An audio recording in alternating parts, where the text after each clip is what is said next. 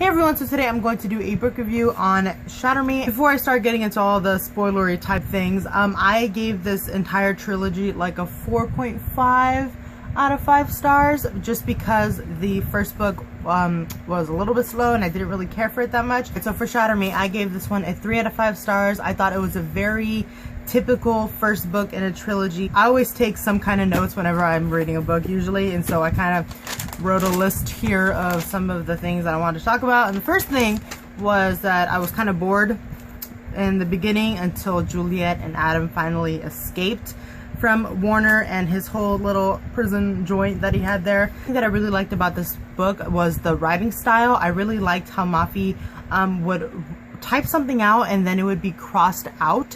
I noticed that that was something that reoccurred in every single book, but as the trilogy went on, it became less and less, which I thought was really cool for the progression of Juliet's character, because she was becoming more confident in herself and more sure of what she was saying, rather than saying something and then thinking back to that's not what she really wanted to say, so she would cross it out. And I just thought that that was really cool to include in the book. I have a couple of things dog-eared here, and the first thing I have is on page 24, and I don't know why.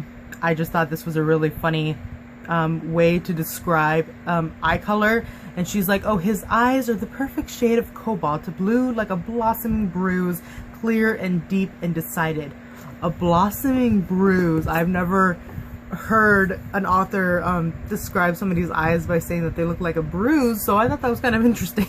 And I also have a second thing dog-eared on page 26, and it's when she's talking about the moon and how she's saying the moon is a loyal companion. It never leaves. It's always there watching, steadfast, knowing us in our light and dark moments, changing forever just as we do. Every day it's a different version of itself, sometimes weak and wane, sometimes strong and full of light. The moon understands what it means to be human, uncertain, alone, cratered by imperfections. I just thought that was a really cool paragraph. It was an analogy for humans and our flaws to the moon, and I just thought that was really cool. I really don't like dog-earing my pages, but I don't think I had like post-its or anything when I was reading this book, so I have one more dog-ear on page 232, and it was when Juliet and Adam are at his house and she meets James, and he's like, oh, it's awfully convenient that, you know, Adam can touch Juliet. I was just like, heh, little sucker. That's what I thought too. I had heard a lot of good things about this book, so when I finished Shatter Me, it wasn't that great. I gave it a 3 out of 5, but I knew that it was gonna get better, or I had heard it was gonna get better, so I just decided to keep reading it, and I'm very glad that I did, because it was amazing. My favorite character throughout this book and throughout the entire trilogy was Kenji. I am just so drawn to those characters that are like sarcastic and clever and witty, and he just upped the ante because he was so smart and he was such a leader and he was just so funny, and I loved his character the best. And he always said like what I was thinking. Like in the later books, he tells Juliet to basically like stop being all sad for her situation, and then he just said a whole bunch of things that I would think. When I was reading this book, I thought it was really angsty between Juliet and Adam, but it made sense, so I wasn't like really annoyed by it. Kenji makes a good point, and I think it's Unravel Me, where he's talking about Adam and Juliet's relationship and how he was really all she knew, so of course she would be drawn and she would fall in love with this guy because he was the only person that was nice to her. Since before I read this trilogy, I knew about the whole Warner and Juliet thing and how it was kind of going to be a love triangle.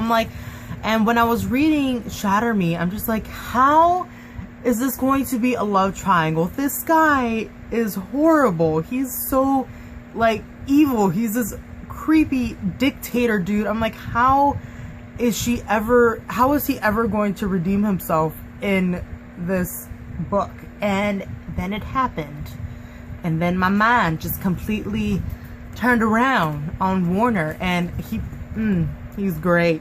I loved him.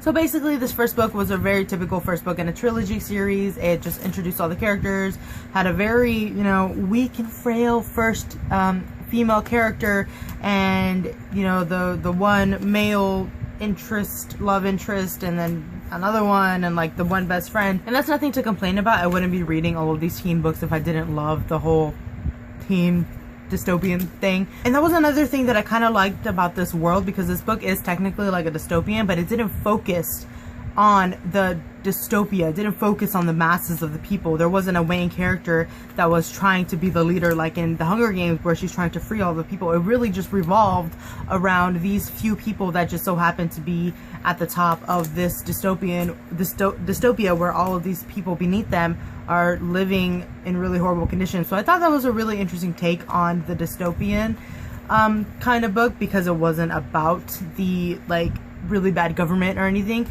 That's something I will discuss a little bit more later in my Ignite Me review, because the ending of that one, I wanted more. I wanted more. One of my favorite things about this book and the entire trilogy in itself are the covers. These are some of my favorite covers ever. Like, it's so pretty.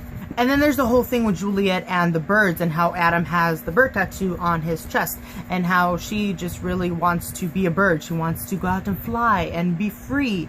And so I liked how there are birds on the cover of this book. And I didn't even notice until like I finished the book that there's a bird actually like in the pupil of that book. So I thought that was kind of cool. This cover and this eye really captures the whole story in itself, because Julia is in a really bad place in this first book. She is imprisoned and she is kind of depressed and she doesn't know what to do with herself. So it's very blue and black and gloomy, and I feel like that just kind of shows where Juliet is in this point in the story.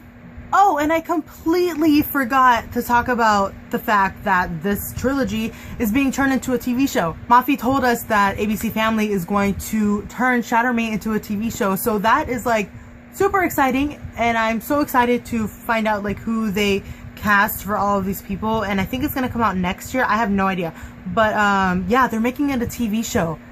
So that's exciting, and I am so looking forward to that. Like, they're making all of my favorite books into TV shows now. Shadowhunters, like, oh, I haven't even thought about a fan cast, because a lot of the people that they picked for Shadowhunters I had never seen before. So I like kind of am trusting the people in charge of the casting to pick new faces, because they did a really good job for Shadowhunters. So yeah, I'm really excited for that TV show too. Not too much information has come out about that besides the fact that it's going to be a TV show. So I'll probably make another video if they like cast people or anything like that, because this has definitely become one of my favorite trilogies next to like the Hunger Games and the Legend trilogy. I keep talking about those two, but yeah.